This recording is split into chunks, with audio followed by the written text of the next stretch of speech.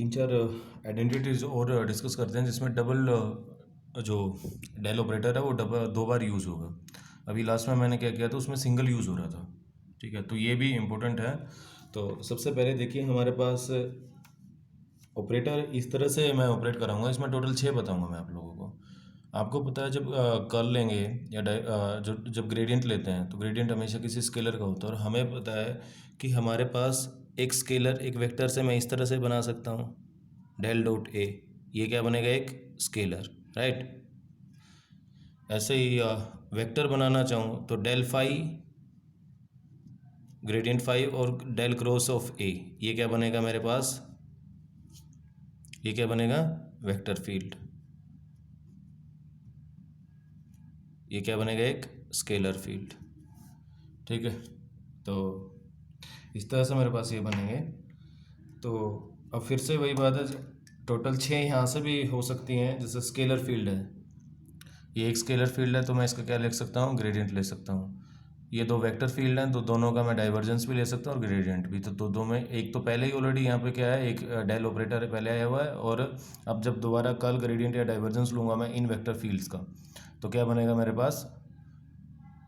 फिर से again scalar और वेक्टर फील्ड बनेगा। तो सबसे पहले देखिए, ग्रेडियंट करें तो मैं ग्रेडियंट लेता हूँ तो ग्रेडियंट किसका होगा?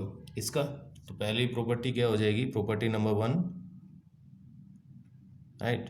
तो क्या होगा? Gradient of del cross of A. अभी इसको छोड़ देता हूँ मैं एज इट इज़, अभी बताऊँगा मैं थोड़ी देर में। इसमें फिर डाइवर्जेंस पे आते हैं। दूसरी क्या है? डाइवर्जेंस। डाइवर्जेंस जब ले रहे होंगे मैं तो डाइवर्जेंस क्या होगा? Del dot of del phi का ले सकता हूँ मैं, और फिर अगेन इसका डाइवर्जेंस लूँगा। तो पहले एक बार ये दे देते हैं, ये क्या बनेगा? एक बार इसको देखते हैं तो क्या बनता है ये। इसको मैं लिखता हूँ ऐसे, del dot as it is, ये बनेगा del phi del x i cap plus del phi del y j cap plus del phi del z k cap. Cartesian में लिख रहा हूँ मैं, तो इस तरह से बनेगा। फिर इसको ऑपरेट करा देते हैं एक बार, तो ये क्या बनेगा? ये क्या होता है? Del by del x i cap plus j del by del x plus k cap del by, sorry y है, del z dot del phi by del x plus iota cap i cap और del phi by del y j cap plus del phi by del z k cap, right. जब operate करा रहेंगे तो क्या बनेगा? यहाँ से फाई पे हो जाएगा ऑपरेट, तो क्या आ जाएगा? Del squared by del x squared phi plus del squared phi by del y squared plus del squared phi by del z squared. या फिर इसको ऐसे भी लिख सकते हैं आप लोग, ऑपरेट करा रहा ना सब पे, तो मैंने क्या लिख दिया इसको इस तरह से।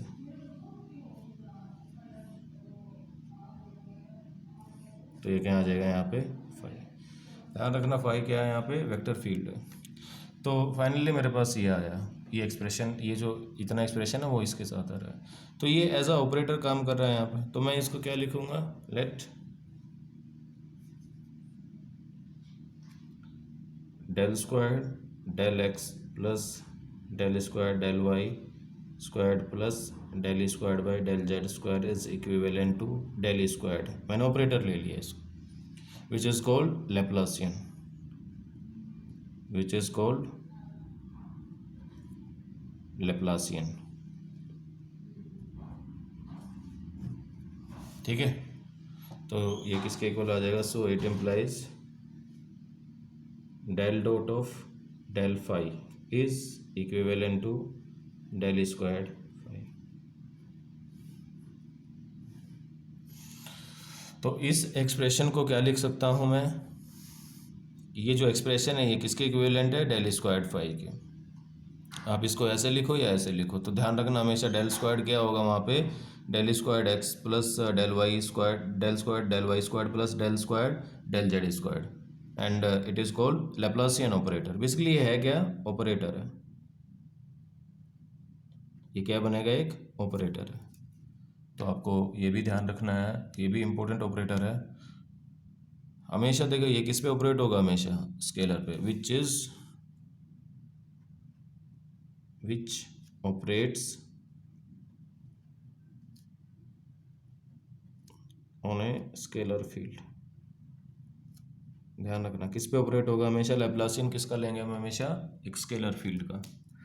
ठीक है, तो डेल स्क्वायर वो किसके इक्विवेलेंट होता है, इसके इक्विवेलेंट होता है। या फिर आप ये भी बोल सकते हैं कि डेल डॉट डेल को मैंने डेल स्क्वायर लिख दिया है यहाँ पे। ठीक है, अब नेक्स्ट पे चलते हैं, थर्ड पे। थर्ड प्रॉपर्टी क्या होगी, अभी भी क्या ले रहा हूँ मैं, इसका डाइवर्जेंस, इसका, क्योंकि डाइवर्जेंस स्केल वेक्टर का लिया जाता है, तो एक और बचेगा मेरे पास, del dot of del cross A, ये लिख रहा हूँ मैं। फिर से आप इसको ऑपरेट कराओ, आप इसको ओपन कीजिए, del squared del cross A को, ये क्या है, कर्ल ऑफ ए। इसको जब ओपन करेंगे तो हमारे पास कुछ टर्म्स आएंगी, वो सारी की सारी जो टर्म्स हैं वो कैंसिल आउट हो जाएगी, और क्या आ जाएगा यहाँ पे, सो डाइवर्जेंस जो होता है एक कर्ल का, divergence of a curl is always zero, right. आपको पता है ये हमेशा क्या होगा, ज़ीरो। आप इसको प्रूव भी कर सकते हैं, बहुत सिंपल सा प्रूफ है, आप चाहे तो बुक में भी देख सकते हैं किसी में, ठीक है ना। Divergence of a curl is always zero, लिख देता हूँ मैं यहाँ पे, सॉरी, हाँ, divergence of a curl is always zero,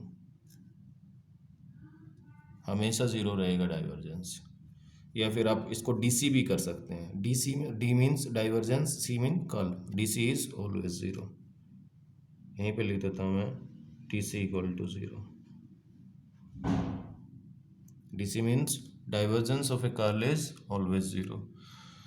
simple सा 4-5 लाइन का प्रूफ है, आप इसको किसी बुक में भी देख सकते हैं। इसमें कुछ ज़्यादा करना नहीं है, आपको क्या करना पड़ेगा, कर लो यहाँ पे, इसकी डेफिनेशन यूज़ करो, फिर डाइवर्जेंस की डेफिनेशन यूज़ करो, ठीक है। तो उसमें जितनी भी टर्म्स हैं वो पेयर्स में कैंसिल आउट हो जाएंगी, राइट।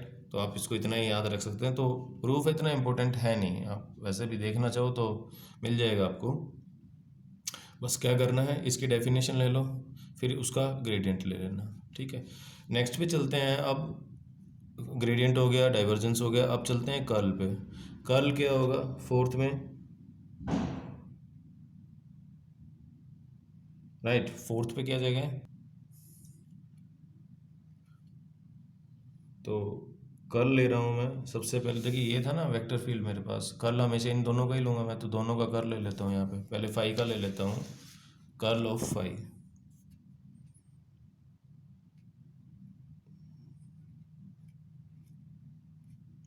ये भी हमेशा क्या रहेगा, इट इज़ ऑलवेज ज़ीरो, ये क्या रहेगा, हमेशा ज़ीरो रहेगा ये भी, यानी curl of A gradient, curl of A gradient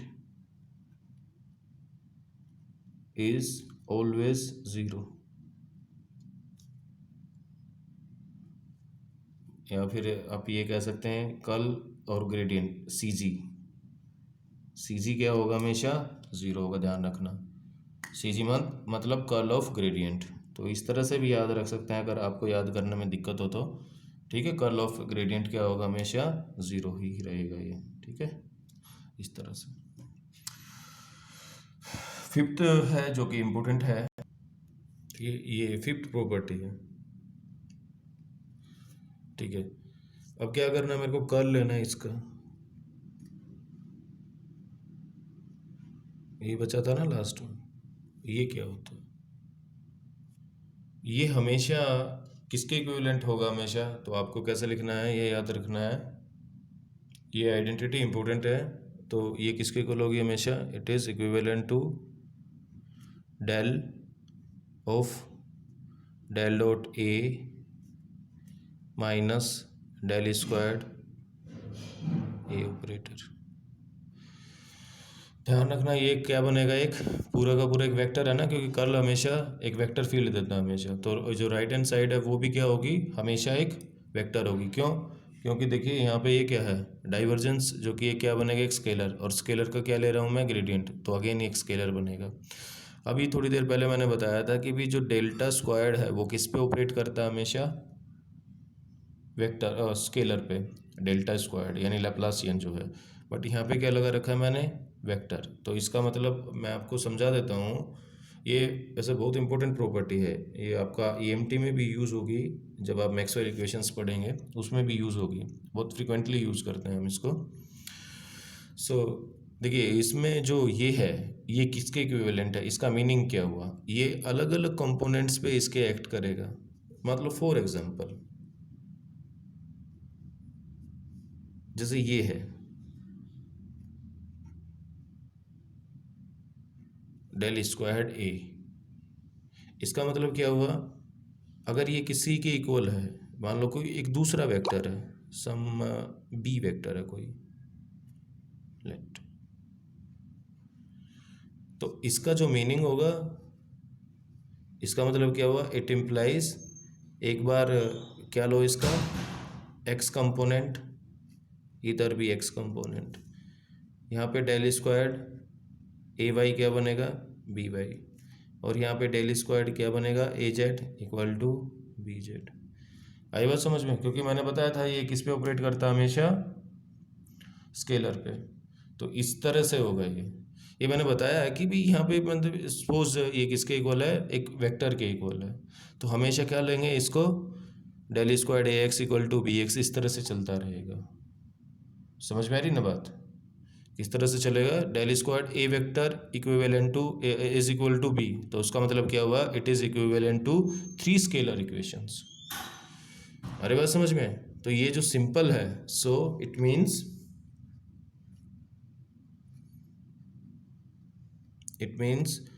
del squared a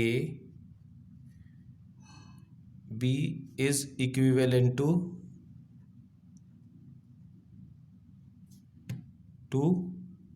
3 scalar equations in ax, ay and az। तो ध्यान रखना हमेशा जो डेल है वो हमेशा डेल स्क्वायर्ड किस पे ऑपरेट करेगा, स्केलर पे ऑपरेट करेगा। करेक्ट? इसलिए यहाँ पे क्या यूज़ कर रखा था मैंने, वेक्टर साइन। तो वेक्टर का मतलब क्या होगा, आप इस साइड से एक्स कंपोनेंट लो, इसका एक्स कंपोनेंट और इसका एक्स कंपोनेंट। सो ये जो बेसिकली ये है, ये किसके इक्विवेलेंट है, 3 स्केलर इक्वेशंस के। करेक्ट? अब जो मैंने फर्स्ट वाला छोड़ दिया है वो क्या है, ये वो आइडेंटिटीज़ हैं जो फ्रिक्वेंटली यूज़ करते हैं हम। ठीक है, कुछ क्वेश्चंस को सोल्व करने में डायरेक्ट यूज़ हो जाती हैं ये। तो फर्स्ट में ऐसा क्या है, देखिए जो ये वाला था फर्स्ट, ये था ना फर्स्ट